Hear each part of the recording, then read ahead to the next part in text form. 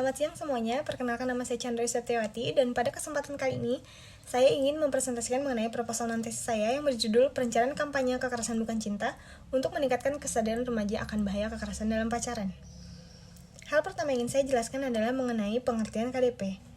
KDP adalah semua tindak kekerasan yang terjadi pada masa pacaran baik secara fisik, emosi, ataupun seksual yang di dalamnya termasuk memonitor dan mengontrol semua tingkah laku pasangan.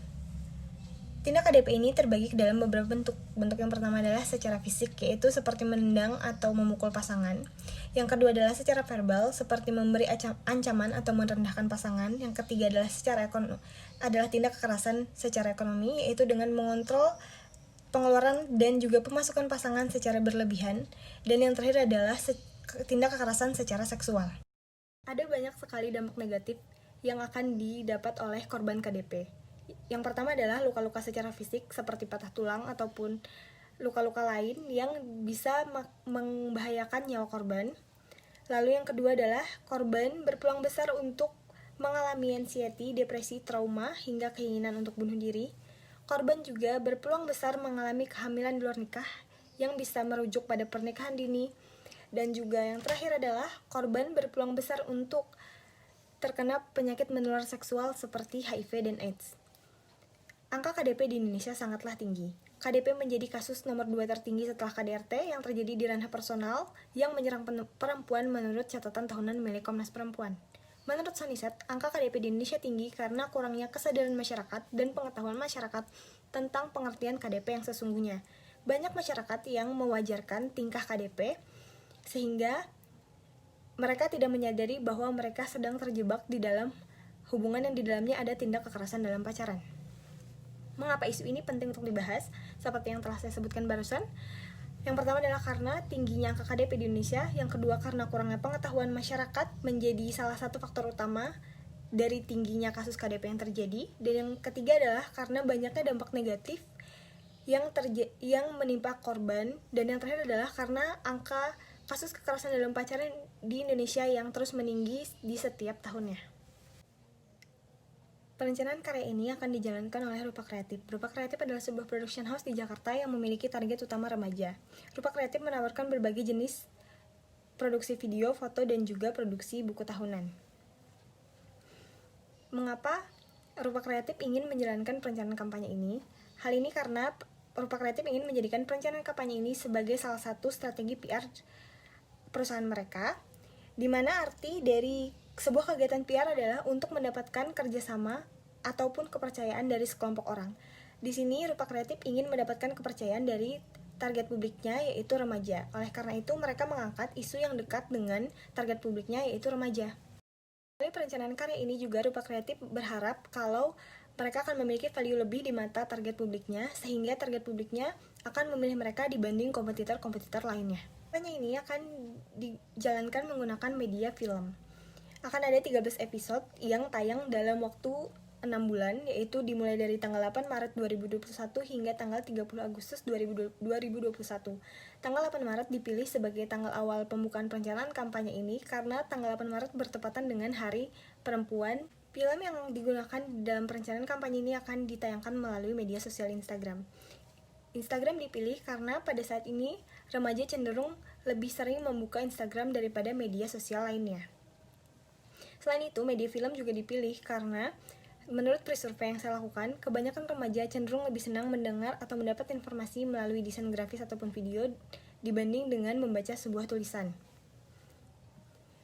13 episode akan menjelaskan mengenai pengertian KDP di dalam bentuk yang lebih menyenangkan. Di film ini akan dijelaskan dimulai dari ciri-ciri pelaku KDP, alasan mengapa seseorang bisa bertindak seperti itu, lalu dilanjutkan dengan apa yang akan didapatkan oleh korban atau dirasakan oleh korban jika memilih untuk tetap bertahan di dalam hubungan yang di dalamnya terdapat tindak kekerasan dalam pacaran.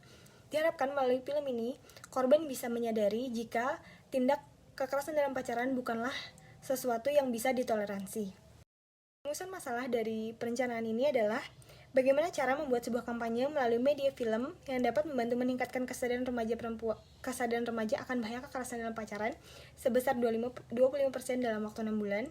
Dan tujuan perencanaan, seperti yang telah disebutkan pada masalah perencanaan, maka tujuan dibuatnya dari perencanaan ini adalah sebagai salah satu kegiatan PR dari rupa kreatif untuk membantu meningkatkan kesadaran akan bahaya kekerasan dalam pacaran sebesar 25% dalam waktu 6 bulan. Manfaat perencanaan terbagi ke dalam dua jenis, yaitu yang pertama manfaat akademis dan yang kedua adalah manfaat praktis. Manfaat akademis diharapkan perencanaan karya ini dapat membantu menambah ilmu pengetahuan khususnya di bidang public relation, dan manfaat praktis diharapkan perencanaan karya ini dapat menjadi acuan dan pendorong untuk lembaga ataupun perusahaan agar dapat diimplementasikan dan membantu mengurangi angka kekerasan dalam pacaran yang terjadi di Indonesia. Instagram Ads dan juga sosial media influencer juga akan digunakan pada perencanaan kampanye ini untuk mendapatkan lebih banyak atensi dari target publik yang diinginkan.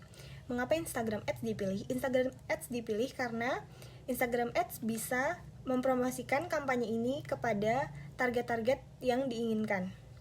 Begitu pula dengan sosial media influencer, di mana sosial media influencer yang dipilih akan memiliki beberapa syarat, yakni yang pertama adalah dikenal baik oleh remaja, yang kedua memiliki citra baik, yang ketiga adalah seseorang yang bisa mempengaruhi opini dari remaja tersebut. Ada beberapa konsep dan teori yang digunakan pada perencanaan kampanye ini. Yang pertama adalah public relation. Public relation adalah fungsi manajemen yang mengidentifikasi, membangun, dan memelihara hubungan yang saling menguntungkan antar organisasi dan berbagai publik yang menjadi sandaran keberhasilan dari organisasi atau perusahaan tersebut. Yang kedua adalah kampanye. Roger and Story mengartikan kampanye sebagai serangkaian kegiatan komunikasi yang terorganisir dan memiliki tujuan serta menciptakan suatu akibat tertentu terhadap target secara berkelanjutan dan dilakukan pada suatu masa tertentu. Yang ketiga adalah komunikasi persuasif. Komunikasi persuasif adalah upaya untuk mengubah sikap, kepercayaan atau perilaku individu atau kelompok melalui beberapa pesan. Pada perencanaan karya ini, pesan-pesan tersebut akan disampaikan melalui media film. Teori identifikasi adalah teori yang diperkenalkan oleh Kenneth Burke. Burke membagi identifikasi ke dalam 3 sumber, yaitu identifikasi material, idealistik, dan juga formal. Dalam membuat perencanaan kali ini, saya menggunakan 6 point public relation milik Frank Gatskin, yaitu di dalamnya ada situation analysis, defining objective, defining public, media selection, the budget, dan implementation and control. Ada 3 publik utama yang akan digunakan dalam perencanaan kampanye ini. Yang pertama adalah the community atau komunitas. Komunitas yang akan bekerja sama dengan proyek ini adalah komunitas yang memiliki perhatian khusus terhadap remaja, khususnya KDP, seperti Help Nona dan juga Cinta Setara. Lalu yang kedua adalah customer, yang dimana ini adalah customer dari rupa kreatif. Dan yang ketiga adalah opinion leader dan former. Di dalam proyek ini, opinion leader yang dipilih ialah orang-orang yang memiliki pengalaman baik secara langsung ataupun tidak langsung terhadap kasus-kasus KDP seperti psikolog, korban, lembaga bantuan hukum, dan para influencer yang memiliki kisah sendiri tentang kekerasan dalam pacaran. Sekian presentasi dari saya ucapkan terima kasih untuk perhatiannya.